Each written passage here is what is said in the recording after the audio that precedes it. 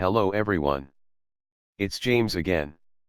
And before I get into the topic today, I just want to quickly say, all work in this video contains 100% original content of and by myself, James Smith, otherwise known as Bgood 4000, and was uniquely created with NAWMAL software, by myself, James Smith.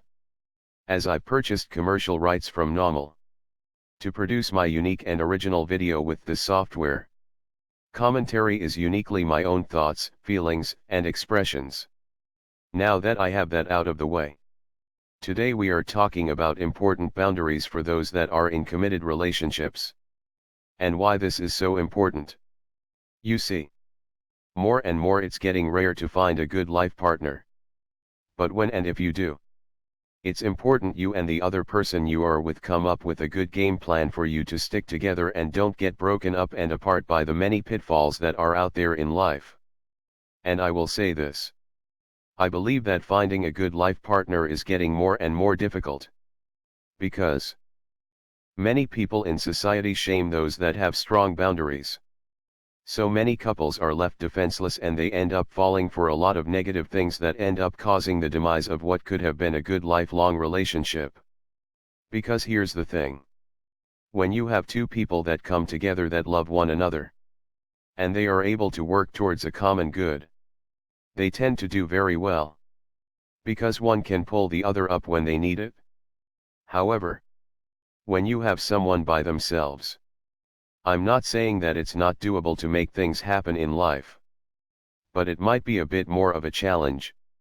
That being said, this video isn't meant to say, go run out and find someone.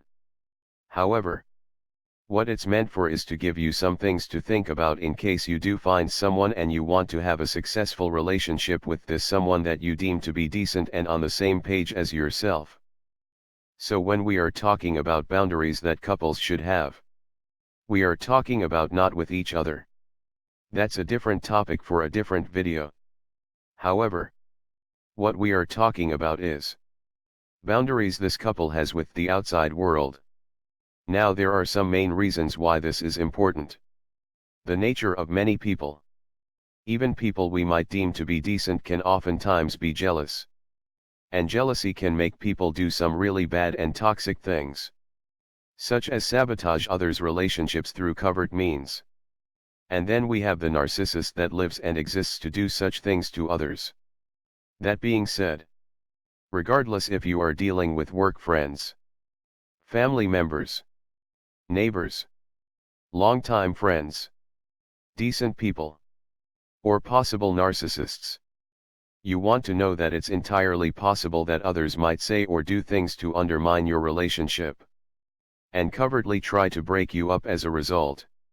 Or they might tempt you to do things such as being unfaithful in hopes your relationship will break up. And it's important at the start of your relationship with this spouse of yours that you discuss these facts.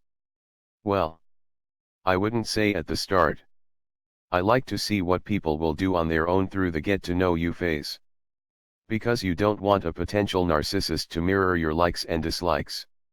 Which is again another topic for another video. However, let's say you've vetted this person pretty good, and a real relationship is forming, where you can see yourself together with this person forever. Well, I think it's important to sit down with this person and have a few serious talks, and a game plan on how you can stay together forever. Many people don't do that. And I think that's one of the main reasons why people break up. Because they don't sit down and actually talk about these important issues. And they go through life willy-nilly, hoping the wind drifts them along or something. And then before you know it, they are trusting every snake or jealous friend that comes along that plants the seeds of doubt, or tempts one of you to do wrong against the other. However, if you have these talks at the start, and continue talking about it with one another as your relationship continues to develop and grow, you have a better shot at avoiding these snares and traps and pitfalls, so to speak. And this is for all of you out there. But you younger ones, I'm talking 18, 19, 21, 22, please listen up. Because you are the biggest targets out there when it comes to others trying to break you up. And don't get me wrong. It can happen to anyone. And it does happen to any and everyone. But the big thing that happens to younger people is they hear, "Are you sure this is the person you want to be with for the rest of your life?" Or, "Are you sure you don't want to see what it's like to be with other people? Or don't you want to have some excitement in your life? You're too young to just settle for one person." Now, it's understandable to question things if you are with someone that treats you bad. Or something like that. But this tends to happen when you are with someone that you really love and someone that loves you back. But here's the thing. The person that is trying to drop these seeds of doubt into life, more than likely had someone covertly come into their life. And they led them down a road of partying and cheating, which led to them losing out on a healthy, strong relationship with someone that cared for them. And at the moment it felt great. But 5 minutes later they thought, what the heck did they just do? They just lost the love of their life. Because they listened to some snake that convinced them the grass is greener on the other side. And now instead of using this as a learning experience, they put this same mess that was done to them, they put it on someone else. And the cycle just keeps going and going and going. Much like narcissistic abuse. Someone caused them pain and gained narcissistic supply from it. And this person that suffered this pain goes out and causes someone else pain for the same narcissistic supply. So this is why, especially if you are young, like I said, 18 through 25-ish, any age really, but no, these younger ages, you will be hit with "you are too young," or "don't you want to experience life," so forth and so on. So sit down and talk with each other and make sure it's clear. This kind of mess can rear its ugly head from even a best friend. And here's the other one, especially for the women to look out for. Your girlfriend's telling you that the man you are with doesn't make enough money. I'm going to tell you something. What this man makes is none of these people's concerns. And as long as this man is working hard and doing his best, do not discuss your finances with these people. Even if they are a good friend, they aren't your life partner. So they have no right to know if you make more or he makes more money. This is a boundary. Do you get it? It's a boundary. Because if you start talking about what and how much your man has financially, you are now giving some of these people ammunition to undermine this man and make him seem like he's a bad choice for you. Then before you know it, you are breaking up to be with a man that has a lot of money but treats you poorly. Plus, you don't know what this man you are with will be capable of in 10 or 20 years. There's a video online where an Indian man is treated poorly by his girlfriend because he has no money. All this man has is love and hard work. So she leaves him. And yes, she's behaving nasty. But I'm pretty sure behind the scenes her so-called girlfriends are telling her what a loser this guy is. But years later she bumps into him. And this man is now rich. And it turns out, this man owns the company her husband works for. It's truly something. So don't be distracted. And don't tell each other's negatives to others. And what I mean by negatives, I'm not talking about someone treating you bad. Because if someone is treating you bad, get help and get out. What I'm talking about is, maybe the person you're with doesn't make a lot of money, but they are hard working. Or maybe they are a decent person but they don't come from a good family. I think you understand what I'm saying. And if you do tell someone something like this, make sure it's a person that is vetted. And if you see any changes in their behavior towards this relationship you have, know what you are witnessing. And act accordingly by switching the topic to something else. Which leads me to another boundary. Don't complain about trivial things regarding your spouse to others. Because again, You are giving ammunition to others where they can undermine your spouse and make you feel like you can do better by leaving them for someone else. Now, as a couple, you want to have a game plan in case these things do come. And the best game plan is to talk about it. It's not gossip to come home to your life partner and tell them about your friend at work that was trying to tell you that you can do better without them. Again, make sure this isn't in regards to abuse. And what I mean by that is, someone is abusing you, and the person that is helping you tells you to get free and safe, and leave this abuser. Then you go home and tell your abuser what was said to you. Don't do that. If you're being abused in any way, shape or form, and someone is telling you to leave, they are telling you what they should be telling you. But if someone says you are far too good to be with such and such, when the person you are with currently really does love you, and you love them, that is something you should openly discuss with your spouse. Why? Because it allows you to be able to see the covert manipulation a little better that this person is saying about your spouse and your relationship. Because when you are able to go over it, light bulb moments happen. And things start to make sense. And you can discuss with your spouse on how you want to handle things. Meaning, maybe just switching the topic may be all that's needed. Or you might feel that limiting contact with such a person is the best option. The next thing is, be wary of those that think there is something wrong with you because you have strong boundaries. And though this is the same for both men and women, I've known many men that I've worked with, that when they see a couple that doesn't engage in happy hour without each other, or those that don't like flirting with others, they make all kinds of comments on how they are being controlled. However, when I've dug a bit deeper, these men in question, and I'm sure it's the same for the women that act like these men, but these men I've worked with have a pattern of spending time, let's just say, with women that are already in committed relationships.